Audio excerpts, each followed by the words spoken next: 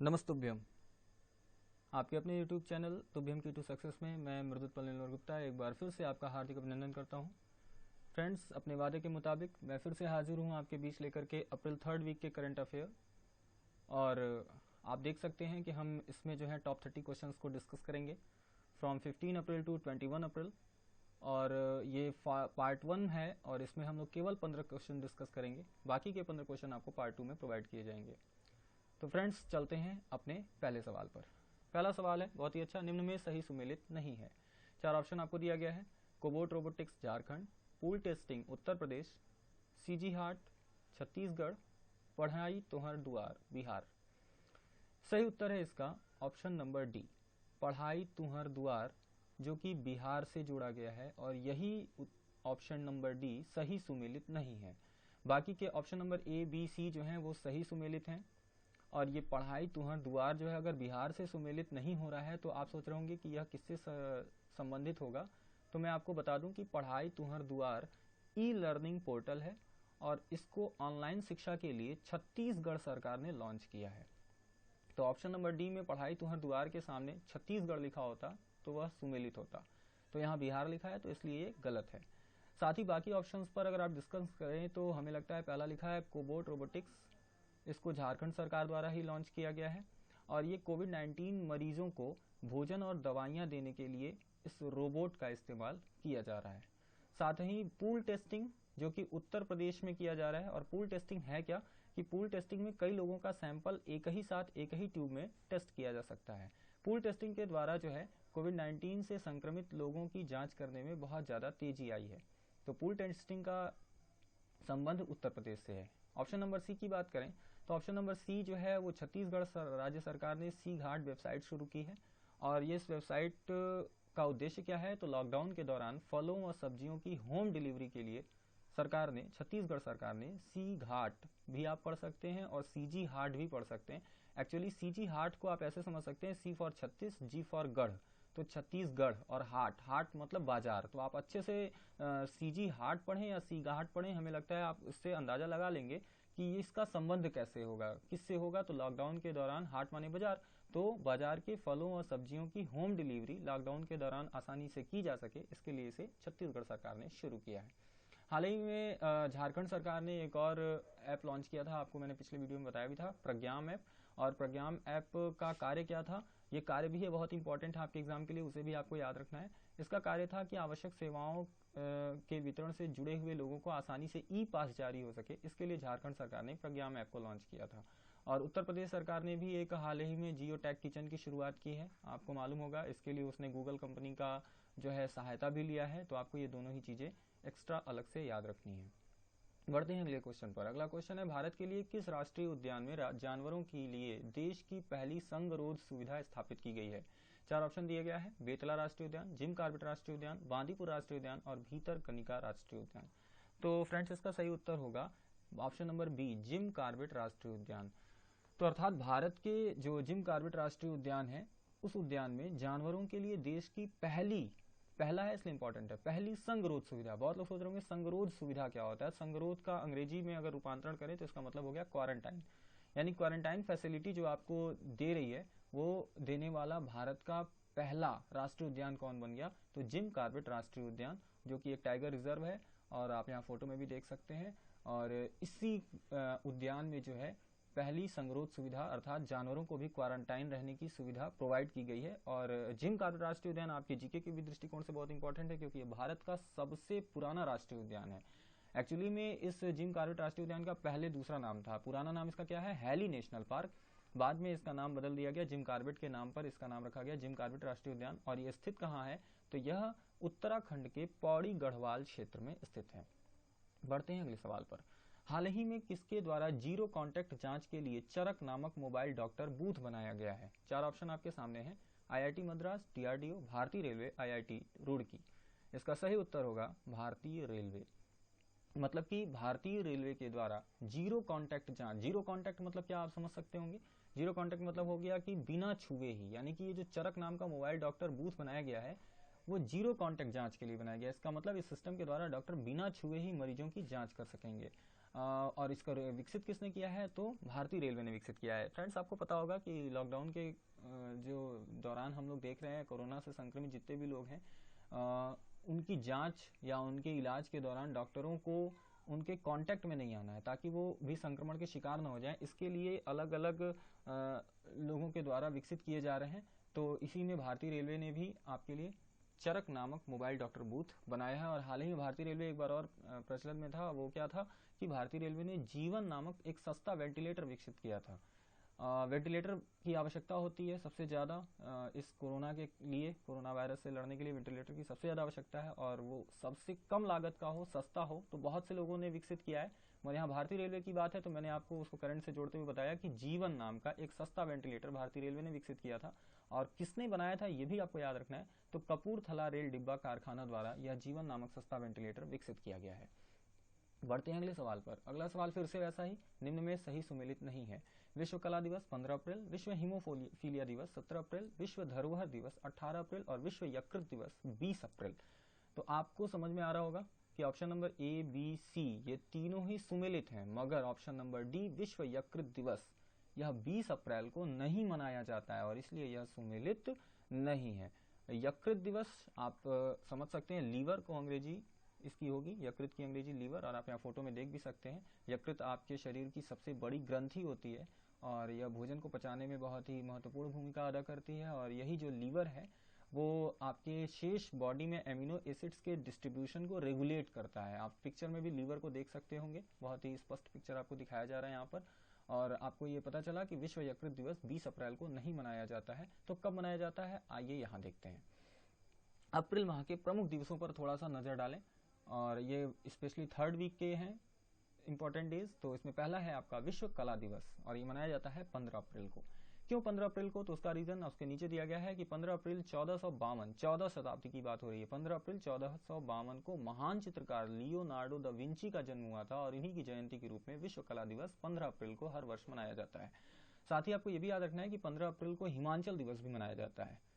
क्यों? क्योंकि हिमाचल प्रदेश 15 अप्रैल 1948 को अस्तित्व में आया था, और इसी कारण से हिमाचल दिवस 15 अप्रैल को प्रतिवर्ष मनाया जाता है। आगे बढ़े तो 17 अप्रैल को विश्व हीमोफीलिया दिवस मनाया जाता है, और इसकी थीम बहुत इंपॉर्टेंट है, वो आपको याद रखनी है, gate plus involved, gate plus involved. 18 अप्रैल को विश्व धरोहर दिवस मनाया जाता है, जिसकी थीम रखी गई थी, मोस्ट इंपॉर्टेंट है आपके एग्जाम के लिए, shared culture, shared heritage and shared responsibility. मतलब साझी संस्कृति, साझी विरासत और साझा उत्तरदायित्व, ये आपको साझी जिम्मेदारी या जो भी कह लें, ये विश्व धरोहर दिवस जो कि प्रतिवर्ष 18 अप्रैल को मनाया जाता है। और ये जो है इसकी थीम बहुत ही इंपॉर्टेंट है आपके एग्जाम के लिए। 19 अप्रैल को अभी हमने देखा विश्व यकृत दिवस, यह 19 अप्रैल को मनाया जाता है, और ये सबसे बड़ी ग्रंथि है, भोजन के पचाने में आपको बहुत ही ज़्यादा सहायता देती है। तो 19 अप्रैल को विश्व यकृत दिवस। आगे है विश्व रचनात्मकता एवं नवाचार दिवस, यह 21 अप्रैल को मनाया जाता है, और यह दिवस संयुक्त राष्ट्र के द्वारा मनाया जाता है। कभी कभी ये भी पूछ लिया जाता है कि इस दिवस को कौन ऑर्गेनाइज करता है, कौन सेलिब्रेट करता है, तो आपको याद रखना है, संयुक्त राष्ट्र द्वारा विश्व रचनात्मकता एवं नवाचार दिवस मनाया जाता है। 21 अप्रैल को सिविल सेवा दिवस भी मनाया जाता है। देखिए, दो दिवस हैं, दोनों एक साथ आपको याद रखना है। जैसे 15 अप्रैल को विश्व कला दिवस और हिमाचल दिवस था, उसी तरह 21 अप्रैल को विश्व रचनात्मकता एवं नवाचार दिवस के साथ साथ सिविल सेवा दिवस भी मनाया जाता है। आपके दिमाग में क्लिक करना चाहिए कि सिविल सेवा दिवस 21 अप्रैल को ही क्यों? तो 21 अप्रैल 1947 को सरदार पटेल मतलब वल्लभ भाई पटेल जी के द्वारा दिल्ली के मेंटकॉफ हाउस में सिविल सेवकों को पहली बार संबोधित किया गया था, और इसी कारण से प्रतिवर्ष 21 अप्रैल को सिविल सेवा दिवस मनाया जाता है। बढ़ते हैं अगले प्रश्न पर। अगला प्रश्न है, हाल ही में किस बैंक ने एटीएम से लेन देन पर लगने वाले सेवा शुल्क को माफ कर दिया है? और चार ऑप्शन है, एसबीआई, आईसीआईसीआई, बीओआई और एचडीएफसी। तो इसका सही उत्तर है ऑप्शन नंबर ए, एसबीआई। और एसबीआई के बारे में आप जानते भी होंगे, एसबीआई जो है भारत का सबसे बड़ा कमर्शियल बैंक है, और इसने हाल ही में एटीएम से लेन देन पर लगने वाले सेवा शुल्क को माफ कर दिया है। एसबीआई के बारे में और भी रोचक तथ्य आप जान सकते हैं। पहला तो ये कि ये जो निर्णय इसने लिया है एसबीआई ने, ये केवल 30 जून तक की ही समयावधि के लिए मान्य है, उसके बाद ये मान्य नहीं होगा, उसके बाद शुल्क लगने लगेगा। और एसबीआई का पुराना नाम आपसे पूछा जा सकता है, तो इसका पुराना नाम है इंपीरियल बैंक ऑफ इंडिया, और बाद में इसका नाम एसबीआई हुआ। तो एसबीआई की स्थापना अगर आपसे पूछेगा तो आपको बताना होगा 1 जुलाई 1955 को, और इसका मुख्यालय मुंबई, ज़्यादातर बैंकों के मुख्यालय मुंबई ही हैं, तो आप अगर भूल जाएं तो आप जो है गेस जो है कर सकते हैं कि यह मुंबई ही सही होगा। और साथ ही में एसबीआई के चेयरमैन, जो कि आपको फोटो में भी देख सकते हैं, रजनीश कुमार, और ये हाल ही में पोस्टेड भी हैं, एसबीआई के चेयरमैन रजनीश कुमार, आपको ये याद रखना है। तो इसका सही उत्तर होगा option number A, Rajnish Kumar, sorry SBI. बढ़ते हैं अगले सवाल पर। मेरू यात्रा उत्सव किस राज्य में मनाया जाता है? 4 ऑप्शन है, बिहार, असम, उड़ीसा और झारखंड। तो आप देख सकते हैं कि इसका सही उत्तर है ऑप्शन नंबर सी, उड़ीसा। आप सोच रहे होंगे मेरू यात्रा उत्सव आखिर ये करंट के क्वेश्चन में किस प्रकार आ गया, जबकि ये करंट का नहीं लग रहा होगा। तो मैं बता दूं कि ये चर्चा में इसलिए कि हाल ही में मेरू यात्रा उत्सव पर रोक लगा दी गई है, और ये उड़ीसा में मनाया जाने वाला उत्सव था। मंदिरों में मेरू यात्रा उत्सव बहुत ही धूमधाम से मनाया जाता था, मगर लॉकडाउन के कारण जो है, कोरोना वायरस के संक्रमण के कारण इसको इस बार मनाया ही नहीं गया है। तो इस पर प्रतिबंध लगाया गया था, इसलिए ये चर्चा में था और आपके एग्जाम के लिए इंपॉर्टेंट बनता है। आप यहाँ मैप में देख सकते हैं उड़ीसा। और उड़ीसा के बारे में एक्स्ट्रा आप क्या क्या जान सकते हैं? इसकी राजधानी भुवनेश्वर, इसके मुख्यमंत्री नवीन पटनायक, और नवीन पटनायक को जैसे ही आपने सोचा होगा याद आ गया होगा कोई बात इनके लिए, क्योंकि हाल ही में पेटा इंडिया ने नवीन पटनायक को हीरो टू एनिमल अवार्ड से नवाजा था, और हीरो टू एनिमल्स नवीन पटनायक को मिला। ये आपके एग्जाम के लिए मोस्ट इंपॉर्टेंट है। साथ ही उड़ीसा के राज्यपाल गणेशी लाल। उड़ीसा का नेशनल पार्क आपको याद रखना है भीतरकनिका, ये थोड़ा सा मिसप्रिंट है, भीतरकनिका और सिमलीपाल, ये दोनों ही उड़ीसा के नेशनल पार्क हैं। अब आपको उड़ीसा नाम से थोड़ा सा कोरोना वायरस से इसको जोड़े, करंट से जोड़े, तो हमें लगता है आपको याद आया होगा कि मो जीवन पहल उड़ीसा ने ही शुरू किया था कोरोना वायरस को संक्रमण को रोकने के लिए। और साथ ही एक और स्टार्ट किया था जिसका प्रारंभिक शब्द मो था, वो क्या था आपको याद आ रहा होगा, मो प्रतिभा। मो प्रतिभा, एक मो जीवन पहल और एक मो प्रतिभा। मो प्रतिभा क्या था? एक ऑनलाइन सांस्कृतिक प्रतियोगिता उड़ीसा के द्वारा आयोजित की गई थी, उसका नाम रखा गया था मो प्रतिभा। तो बढ़ते हैं आगे अगले क्वेश्चन पर। अगला क्वेश्चन है, सामाजिक नवाचार के क्षेत्र में एडिसन पुरस्कार 2020 किसे दिया गया?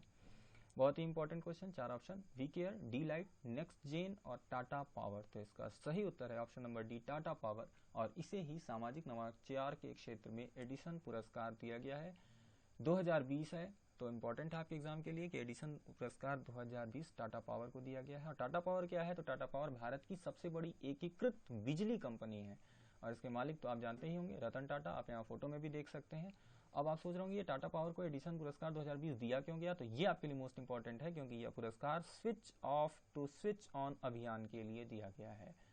तो बढ़ते हैं अगले सवाल पर, मगर उससे पहले अगर आपको ये वीडियो पसंद आ रहा होगा, इसके प्रश्न आपको इस तरीके लग रहे होंगे, तो प्लीज़ इसे एक लाइक देना जरूर, प्लीज़, और इसे शेयर कीजिएगा। और इसे अगर अब तक आपने सब्सक्राइब नहीं किया है तो प्लीज़ इसे ज़रूर सब्सक्राइब कर लीजिएगा। और आप हमें टेलीग्राम चैनल पे भी जुड़ सकते हैं, हमारे फेसबुक पेज पे भी जुड़ सकते हैं, डिस्क्रिप्शन बॉक्स में उसके लिए लिंक प्रोवाइड किए गए हैं। साथ ही इस वीडियो का PDF भी आप डाउनलोड कर सकते हैं, हमारे डिस्क्रिप्शन बॉक्स में उसके भी लिंक प्रोवाइड किए गए हैं। अगला सवाल है, निम्न में कौन सुमेलित नहीं है? ये एग्जैक्टली मैंने बार बार ये सुमेलित नहीं है वाला सवाल आपको इसलिए दिया है ताकि आप प्रश्नों के आयामों को समझ सकें, किस तरह से प्रश्न पूछे जा सकते हैं, और साथ ही एक ही प्रश्न में कई प्रश्नों की जानकारी आपको हो सके। और मैं एक्स्ट्रा फैक्चुअल चीज़ें जो इससे जुड़ी हुई चीज़ें बताता हूँ वो भी आपके एग्जाम के लिए इंपॉर्टेंट होती हैं। तो यहाँ पर फिलहाल कंपनी और MD एंड CEO की बात की जा रही है, और हाल ही में इनकी पोस्टिंग हुई है। तो ऑप्शन नंबर ए, पेटीएम जनरल इंश्योरेंस लिमिटेड के MD and CEO Vineet Arora हैं, एकदम सही जवाब है ये। और पेटीएम पेमेंट्स बैंक लिमिटेड, इसके भी MD and CEO Satish Kumar Gupta हैं, ये भी सही है। अब देखिए दोनों ऑप्शन में थोड़ा सा आप देख रहे होंगे कि पेटीएम जनरल इंश्योरेंस लिमिटेड है और ये नीचे वाला पेटीएम पेमेंट्स बैंक लिमिटेड है, तो आपको दोनों में कंफ्यूज नहीं होना है। तो ऑप्शन नंबर ए के लिए MD एंड CEO है विनीत अरोड़ा, जबकि ऑप्शन नंबर बी के लिए है पेटीएम पेमेंट्स बैंक लिमिटेड के हैं सतीश कुमार गुप्ता। अब नीचे से ऑप्शन नंबर सी की बात करें, भारत संचार निगम लिमिटेड मतलब BSNL के भी MD and CEO PK Purwar हैं, और महानगर टेलीफोन निगम लिमिटेड मतलब MTNL, इसके MD एंड CEO ये है आपका गलत जवाब, क्योंकि UB प्रवीण राव नहीं है, यानी कि ये ऑप्शन नंबर डी ही जो है सही सुमेलित नहीं है। अब आप सोच रहे होंगे तब महानगर टेलीफोन निगम लिमिटेड ये है कौन इसके MD एंड CEO? तो मैं आपको बता दूं कि भारत संचार निगम लिमिटेड BSNL के वर्तमान MD and CEO PK Purwar हैं, और इन्हीं को हाल ही में MTNL का भी अतिरिक्त प्रभार दे दिया गया है। तो आप समझ सकते होंगे कि महानगर टेलीफोन निगम लिमिटेड के MD एंड CEO अगर आपसे पूछा जाए तो आप जवाब क्या देंगे? PK पुरवार ही देंगे। और ऑप्शन में UB प्रवीण राव लिखा है, तो फ्रेंड्स आपको थोड़ा सा कमेंट बॉक्स में जाकर के हमको ये बता देना है कि यूबी प्रवीण राव तब कौन है। और यूबी प्रवीण राव के बारे में आपको हिंट दे दूं तो ये हाल ही में मैंने पिछले वीडियो में इनके बारे में पर्याप्त चर्चा की थी, फोटोज भी इनके शो किए थे। तो मैं चाहता हूं कि आप कमेंट बॉक्स इस समय जाएं, वीडियो को पॉज करें और लिखें कि यूबी प्रवीण राव कौन है। ठीक है, बढ़ते हैं आगे। अगला सवाल है, यूनेस्को की विश्व धरोहर समिति की 44वीं बैठक को स्थगित कर दिया गया है, इसका आयोजन कहाँ पर होना था? 4 ऑप्शन आपको दिए गए हैं, भारत, जापान, चीन, इटली। तो मैं बता दूं कि यूनेस्को की वाकई में 44वीं बैठक थी इस बार विश्व धरोहर समिति की, और उसको स्थगित किया गया है। इसका आयोजन चीन में होना था। ऑप्शन नंबर सी, चीन, ये करेक्ट है। और आपको मैं बता दूं कि इसका आयोजन 29 जून से 9 जुलाई 2020 तक चीन के फुझोऊ प्रांत में होना था, मगर तो कोरोना वायरस के संक्रमण के कारण इसे टाल दिया गया है। अब यूनेस्को की अगर बात करना चाहें तो यूनेस्को का फुल फॉर्म है United Nations educational, scientific and cultural organisation. UNESCO की स्थापना हुई थी 4 नवंबर 1945 में। इसके मुख्यालय है पेरिस, फ्रांस, और इसके वर्तमान अध्यक्ष हैं आंद्रे अजोले। आप हाल ही में इनका अक्सर करके फोटोज देखते होंगे पेपर वगैरह में, कटिंग में, और इस समय ये चर्चा में इसलिए थी क्योंकि हाल ही में ये इंडिया दौरे पर आई हुई थी। और क्यों आई हुई थी? क्योंकि आपको बता दूं कि हाल ही में जयपुर को विश्व धरोहर सूची में शामिल किया गया है, और इससे भारत में विश्व धरोहर स्थलों की कुल संख्या 38 हो गई है। तो हाल में सबसे लेटेस्ट किसको ज्वाइन किया गया भारत? तो भारत के सबसे लेटेस्ट जयपुर शहर को विश्व धरोहर स्थलों में शामिल किया गया है, और उसी का ये प्रमाण पत्र आंद्रे अजोले अभी लेकर के हाल ही में इंडिया दौरे पर थी। तो ये आपके एग्जाम के लिए इंपॉर्टेंट रहेगा। अगला क्वेश्चन, निम्न में से किस राज्य में भोगापुरम अंतर्राष्ट्रीय हवाई अड्डे का निर्माण किया जाएगा? 4 ऑप्शन दिया गया, कर्नाटक, बिहार, तमिलनाडु, आंध्र प्रदेश। तो भोगापुरम अंतर्राष्ट्रीय हवाई अड्डे का निर्माण option number D, Andhra Pradesh राज्य में किया जाएगा। अब आप यहाँ मैप में भी देख सकते हैं कि आंध्र प्रदेश, और आंध्र प्रदेश से आप जाने उससे पहले ये जाने कि भोगापुरम अंतर्राष्ट्रीय हवाई अड्डे का निर्माण कर कौन रहा है। तो इसका निर्माण और संचालन ये दोनों ही जीएमआर एयरपोर्ट्स लिमिटेड के द्वारा किया जाएगा। क्या? जीएमआर एयरपोर्ट्स लिमिटेड के द्वारा किया जाएगा। और आंध्र प्रदेश के बारे में आप ये भी जान सकते हैं इसकी राजधानी, तो इसकी राजधानी मोस्ट इंपॉर्टेंट है क्योंकि हाल ही में इसकी प्रशासनिक, विधायी और न्यायिक तीनों राजधानी घोषित की गई है। प्रशासनिक है विशाखापट्टनम, विधायी राजधानी है अमरावती, और न्यायिक राजधानी है कुर्नूल। तो कई जगह आप देखते होंगे प्रशासनिक की जगह कार्यकारी लिखा होगा, तो आप कंफ्यूज ना हो, प्रशासनिक हो या कार्यकारी हो, दोनों ही विशाखापट्टनम है। विधायी अगर पूछेगा तो अमरावती, न्यायिक कुर्नूल होगा। तो नेशनल पार्क अगर आंध्र प्रदेश से बात करें तो वेंकटेश्वर नेशनल पार्क और पापी कोंडा, ये दोनों ही नेशनल पार्क इंपॉर्टेंट है। कहाँ से? आंध्र प्रदेश से। यहाँ के मुख्यमंत्री हैं वाईएस जगन मोहन रेड्डी, राज्यपाल हैं विश्वभूषण हरिचंदन। और आंध्र प्रदेश से कुछ फैक्चुअल बातें कि यह भाषा के आधार पर गठित होने वाला देश का पहला राज्य है। मतलब भाषा के आधार पर सबसे पहला कौन सा राज्य गठित हुआ देश का? तो आंध्र प्रदेश गठित हुआ। और हाल ही में आंध्र प्रदेश में भारत का 25वां उच्च न्यायालय खोला गया है। आपको ये क्रमांक भी याद रखना है कि 25वें क्रमांक का उच्च न्यायालय खोला गया, और इसके मुख्य न्यायाधीश का भी नाम आपके लिए याद है होना चाहिए, जेके माहेश्वरी। क्या नाम है? जेके माहेश्वरी। तो इतनी चीजें आप आंध्र प्रदेश से याद रखेंगे। अगले सवाल पर आते हैं। भारत सरकार ने किसानों की उपज को मंडियों तक पहुंचाने में मदद के लिए किस ऐप को लॉन्च किया है? 4 ऑप्शन, सुरक्षा रथ, साथी, मंडी रथ, किसान रथ। तो हाल ही में आपको बता दूं भारत सरकार ने किसानों की उपज को मंडियों तक पहुंचाने में मदद करने के लिए ऑप्शन नंबर डी, किसान रथ, जिसका आप लोगो भी देख सकते हैं यहाँ पर, और इसी ऐप को लॉन्च किया है। किसान रथ ऐप के द्वारा जो है किसान आसानी से अपनी उपज को मंडियों तक पहुंचा सकेंगे, और इसी की मदद के लिए भारत सरकार ने यह व्यवस्था की है। अगला क्वेश्चन है, भारत में लॉकडाउन के दौरान किस मंत्रालय ने देखो अपना देश वेबिनार श्रृंखला की शुरुआत की है?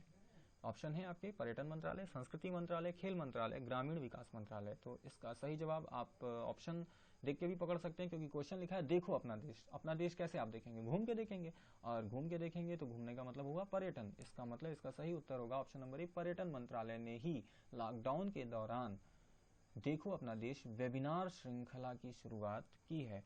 और आप बता सकते होंगे पर्यटन मंत्री, मैंने पहले भी बताया है, प्रहलाद सिंह पटेल, जिनको आप यहाँ फोटो में देख सकते हैं, ये हमारे भारत के पर्यटन मंत्री हैं प्रहलाद सिंह पटेल। बढ़ते हैं अगले सवाल पर। चीन के हांगझोउ प्रांत में होने वाले चौथे एशियन पैरा खेल 2022 के शुभंकर का क्या नाम है? 4 option, Vinicius, Fei Fei, Mirai Towa और सोमाइटी। तो एक अच्छा क्वेश्चन है आपके सामने।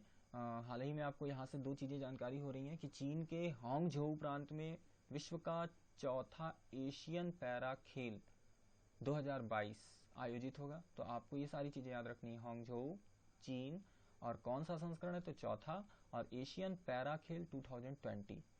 अब इसके शुभंकर की बात करें, मतलब मैं क्वेश्चन में ही कई चीज़ें आपको याद कराने का प्रयास किया हूँ, मगर इसके शुभंकर को मैंने ऑप्शनल रखा है और इसका सही उत्तर होगा option number B, Fei Fei. अब ये जो है फेई फेई क्या है, तो आप यहाँ फोटो में देख सकते हैं, ये शुभंकर फेई फेई लियांगझू संस्कृति के दैवीय पक्षी से प्रेरित है और आप उसका पिक्चर अपने स्क्रीन पर देख सकते हैं। इसी फेई फेई को शुभंकर चुना गया है, कहाँ का, चौथे एशियन पैरा खेल 2020 का, जो कि चीन के हांगझोउ प्रांत में आयोजित होगा। बढ़ते हैं अगला सवाल है, वर्ल्ड वाइड फंड इंडिया मतलब WWF के द्वारा भारत में पर्यावरण शिक्षा कार्यक्रम का एम्बेसडर किसे बनाया गया है। चार ऑप्शन है, विराट कोहली, विश्वनाथन आनंद, PV सिंधु, सचिन तेंदुलकर। तो सही उत्तर है option number B, Viswanathan Anand. और इन्हीं को WWF इंडिया द्वारा भारत में पर्यावरण शिक्षा कार्यक्रम का एम्बेसडर बनाया गया है। तो अब यहाँ पर आप चित्र में भी देख सकते हैं विश्वनाथन आनंद, और चित्र देख करके तो आप एकदम समझ गए होंगे कि ये कौन है। तो सामने शतरंज है, तो शतरंज है तो सिंपल सी बात है ये क्या होंगे, तो ये विश्वनाथन आनंद जो है भारतीय शतरंज खिलाड़ी हैं और पूर्व विश्व चैंपियन हैं। यानी कि भारतीय शतरंज खिलाड़ी में बहुत ही इंपॉर्टेंट है ये, क्यों, क्योंकि इनको राजीव गांधी खेल रत्न पुरस्कार से सबसे पहले सम्मानित किया गया है। मतलब कि राजीव गांधी खेल रत्न सबसे पहले किसे दिया गया, तो सबसे पहले किसे दिया गया, तो विश्वनाथन आनंद को दिया गया। और यह जो खेल रत्न पुरस्कार है वो कोई आम सा नहीं है, क्योंकि ये भारत का सबसे माननीय खेल पुरस्कार है, राजीव गांधी खेल रत्न पुरस्कार, और इससे सबसे पहले सम्मानित किया गया विश्वनाथन आनंद को। और हाल ही में ये करंट से इनको जोड़ा जाए तो माइंड मास्टर इनकी एक किताब थी, पूरा नाम है इसका mind master winning lessons from a champions life. ये एक पुस्तक है और इस पुस्तक के लेखक कौन है, तो विश्वनाथन आनंद एवं सुसान निनान, ये दोनों लोग मिल करके इस पुस्तक को लिखे हैं। अब आप सोच रहे होंगे विश्वनाथन आनंद के बगल में सुसान निनान ही ज़्यादा इंपॉर्टेंट है, क्योंकि सुसान निनान जो है एक पत्रकार थे और इन्होंने बातचीत के माध्यम से, मतलब विश्वनाथन आनंद से उनकी जीवन कथा के बारे में पूछा, उनके संघर्षों के बारे में जाना, और बातचीत के आधार पर उन्होंने यह पुस्तक लिखा है। तो इसलिए इस पुस्तक के पीछे इन दोनों का हाथ है, इन दोनों का योगदान है। तो आपके लेखक कौन होंगे, विश्वनाथन आनंद भी होंगे और सुसान निनान भी होंगे।